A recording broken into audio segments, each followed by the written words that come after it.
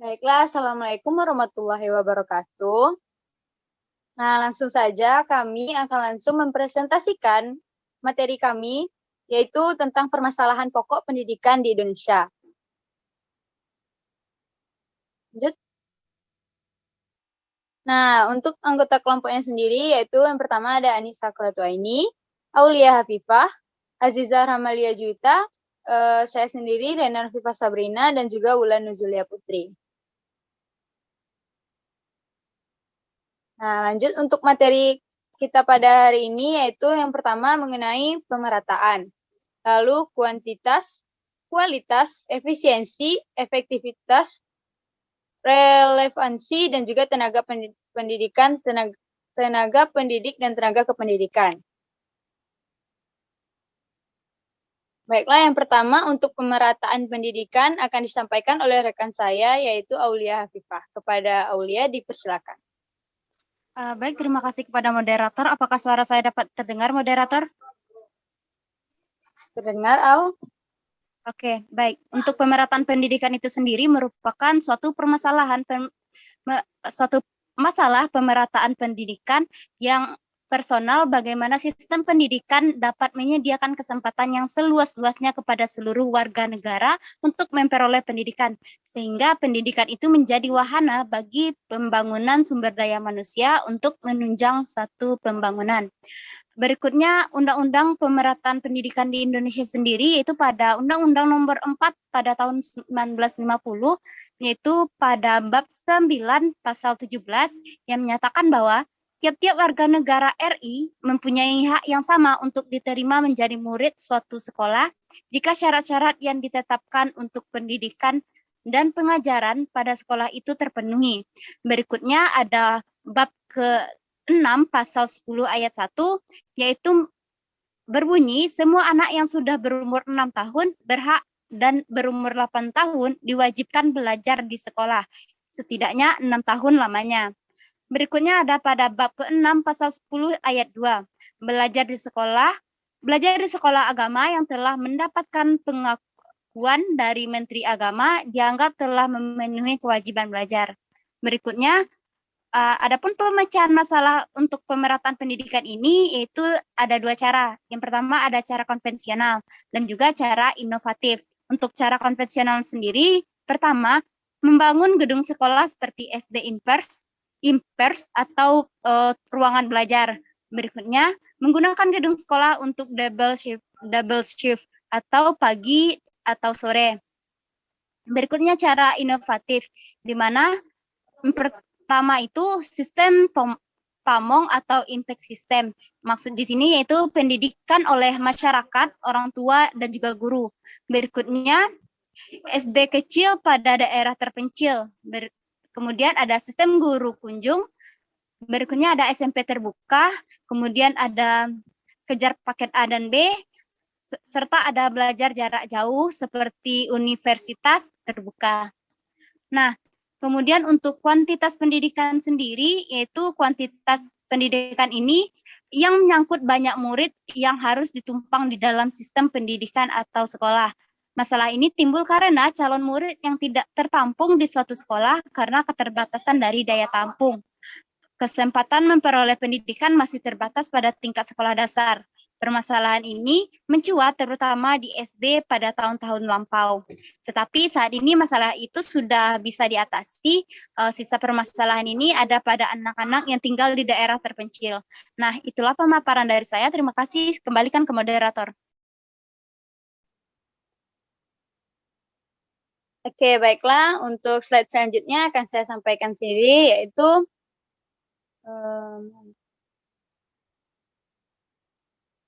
nah, permasalahannya ialah bagaimana sistem pendidikan dikelola sehingga dapat menyediakan kesempatan yang seluas-luasnya bagi seluruh warga negara Indonesia untuk memperoleh pendidikan. Nah, caranya itu adalah dengan memberikan kesempatan yang seluas-luasnya itu diharapkan pendidikan akan semakin merata. Karena merata dalam arti yang sesungguhnya tidak mungkin dicapai. Hal ini di antara lain disebabkan oleh peraturan perundang-undangan tentang wajib belajar tidak diikuti dengan sanksi bagi yang tidak mengikutinya. karena sistem pendidikan itu sendiri tidak memungkinkan hal itu.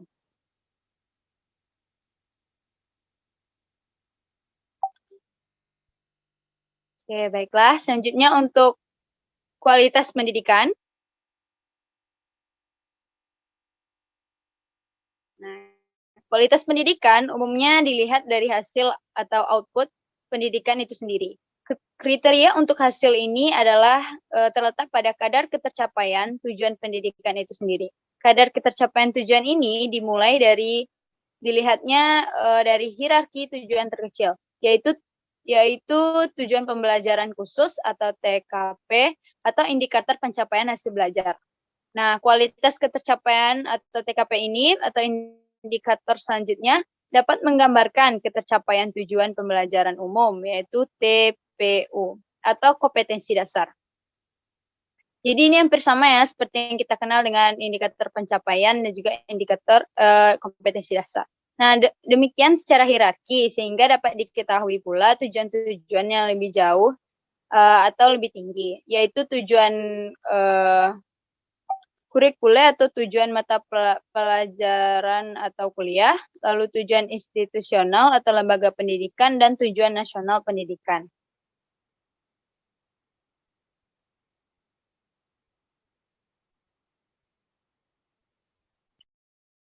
Memang kadar ketercapaian tujuan tersebut sukar atau sulit ditetapkan secara eksak atau pasti. Karena alat ukur keberhasilan seseorang anak ini di sekolah belum ada yang baku atau standar.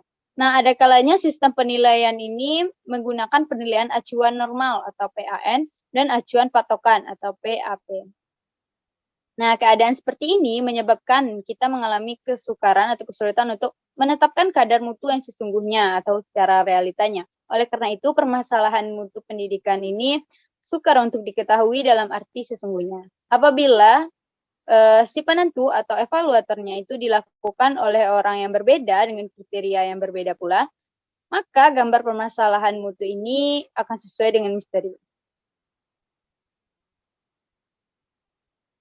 Nah, walaupun demikian kompleksnya permasalahan ini, secara umum dapat kita katakan bahwa dilihat dari UAN-nya, mutu pendidikan suatu daerah dapat dikatakan bermasalah, sementara di daerah lain tidak. Nah, pencapaian yang sama dengan kadar perolehan yang minimal, apalagi di atas 100%, maka mutu tidak masalah dan sebaliknya. Oke, selanjutnya efisiensi pendidikan.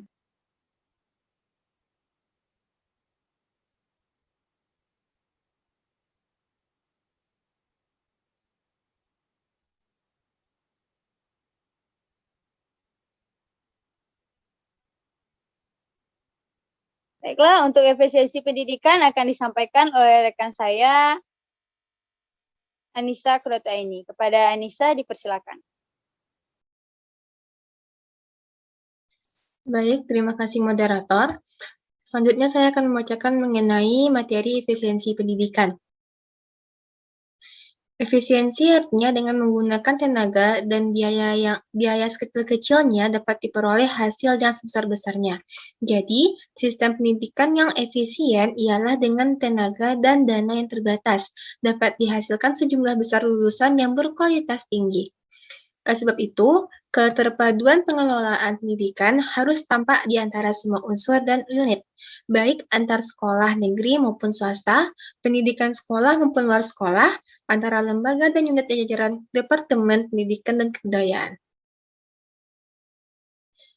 Para ahli banyak mengatakan bahwa sistem pendidikan sekarang ini masih kurang efisien. Hal ini tampak dari banyaknya anak yang drop out, banyak anak yang belum dapat pelayanan pendidikan, banyak anak yang tinggal kelas, dan kurang dapat pelayanan yang semestinya bagi anak-anak yang lemah maupun yang luar biasa cerdas dan jenius. Oleh karena itu, harus berusaha untuk menemukan cara agar pelaksanaan pendidikan menjadi efisien. Masalah efisien pendidikan mempersoalkan bagaimana suatu sistem pendidikan mendayagunakan sumber daya yang ada untuk mencapai tujuan pendidikan. Jika penggunaannya hemat dan tepat sasaran, dikatakan efisiensinya tinggi. Beberapa masalah efisiensi pendidikan di Indonesia. Yang pertama, bagaimana tenaga kependidikan difungsikan. Yang kedua, bagaimana prasarana dan sarana pendidikan digunakan. Yang ketiga, bagaimana pendidikan diselenggarakan. Dan yang keempat, masalah efisiensi dalam memfungsikan tenaga. Selanjutnya mengenai efektivitas pendidikan.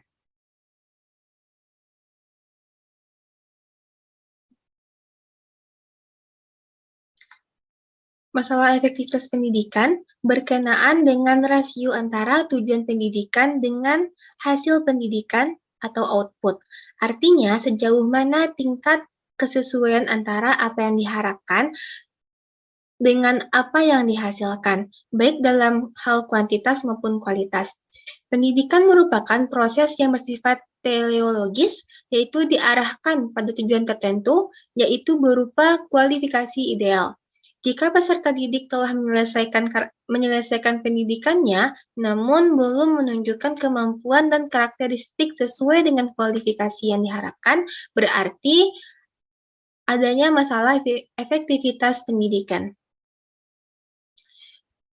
Sekian penyampaian dari saya akan kembalikan kepada moderator.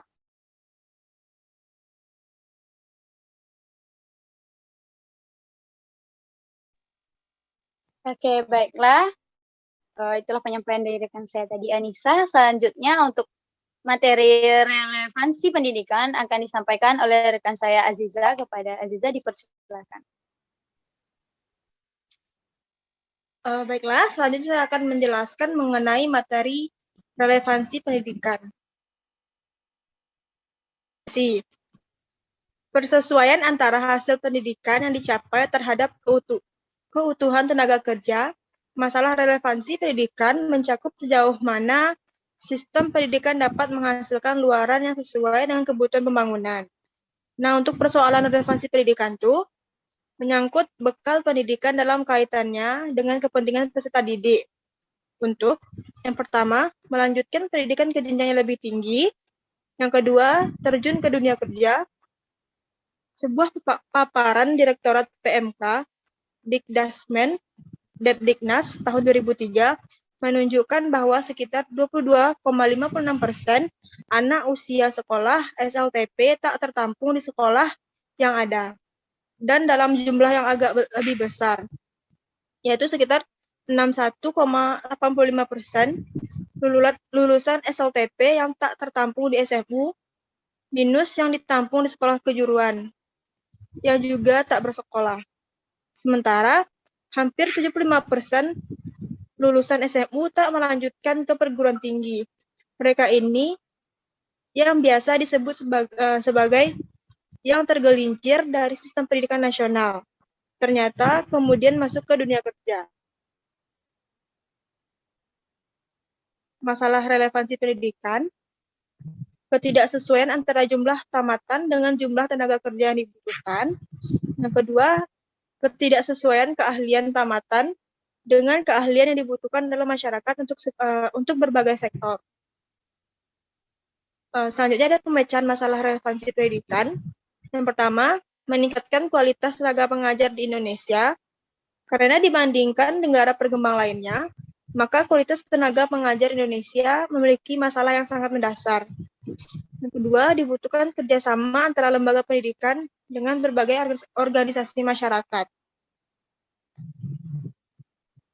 Materi ketujuh, mengenai tenaga kependidikan. Pendidikan dikatakan tidak atau kurang relevan ialah bila tingkat kesesuaian tersebut tidak ada atau kurang. Kadar permasalahan ditentukan oleh tingkat kesesuaian antara sistem pendidikan dengan kebutuhan masyarakat pembangunan tersebut. Bila tingkat kesesuaian tinggi, maka pendidikan dikatakan relevan. Permasalahan akan semakin besar atau rumit bila tingkat kesesuaian tersebut rendah. Sekian materi dari saya kembalikan kepada moderator. Baiklah, itulah penjabaran dari rekan saya tadi, Aziza. Selanjutnya, untuk melanjutkan materi dari tenaga pendidikan tadi akan disampaikan oleh Wulan Zulia Putri. Kepada Wulan, silakan.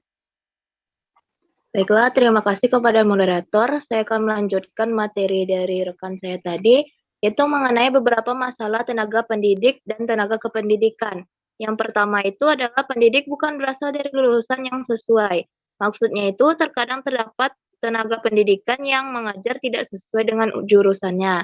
Kemudian yang kedua, pendidik kurang menguasai dan empat kompetensi yang harus dimiliki oleh pendidik maupun tenaga kependidikan, sehingga hal ini menyebabkan adanya masalah kualitas pendidik dan tenaga kependidikan yang kurang baik. Kemudian yang ketiga, yaitu pendidik terkadang menjadikan mengajar hanya untuk menggugurkan kewajiban sebagai pendidik, sehingga dia mengajar secara tidak maksimal. Selanjutnya yaitu yang keempat, yaitu pendidik belum sepenuhnya dapat memenuhi harapan masyarakat. Fenomena ini ditandai dengan rendahnya mutu kelulusan, penyelesaian masalah pendidikan yang tidak tuntas, kemudian bahkan lebih berorientasi pada proyek. Kemudian yang kelima, pendidik mengajar tidak sesuai dengan silabus, sehingga target dari tujuan pembelajaran tidak sepenuhnya tercapai. Selanjutnya, yaitu yang keenam, masih banyak pendidik yang belum memenuhi ketentuan sesuai dengan Peraturan Pemerintah Nomor 19 Tahun 2005, seperti mengajar di tingkat SD atau MI, minimal berijazah S1 atau D4. Tapi dalam kenyataannya di masyarakat masih terdapat pendidik yang belum berijazah atau dengan kata lain masih D3. Kemudian yang ketujuh yaitu tenaga kependidikan biasanya masih berasal dari tenaga pendidik yang merangkap tugas menjadi tenaga kependidikan, seperti guru merangkap menjadi tenaga administrasi atau tenaga perpustakaan. Untuk pemecahan masalahnya, yang pertama dapat menetapkan tenaga pendidik dan tenaga kependidikan pada bidang studi atau keahlian masing-masing, agar pengajar yang berikutnya dapat efektif. Kemudian yang kedua, meningkatkan profesionalisme tenaga pendidik, karena tidak ada gunanya kurikulum yang bagus apabila tidak tersedia tenaga pendidik yang profesional. Yang ketiga, yaitu meningkatkan kualitas hidup ekonomi tenaga pendidik, karena seperti yang kita ketahui, jabatan tenaga pendidik, terutama guru, adalah jabatan yang paling tidak disenangi di dalam masyarakat modern, disebabkan karena penghargaan ekonominya relatif sangat kurang dibandingkan dengan profesi lainnya. Dan yang terakhir yaitu tenaga pendidik dan tenaga kependidikan harus menguasai 4 kompetensi. Baiklah, sekian dari saya kembalikan kepada moderator. Nah, baiklah, itulah penjabaran materi dasar-dasar kependidikan kami mengenai permasalahan pokok pendidikan di Indonesia. Nah, sekian dari kelompok kami. Mohon maaf apabila ada kesalahan. Terima kasih atas segala perhatiannya. Semoga membantu. Assalamualaikum warahmatullahi wabarakatuh.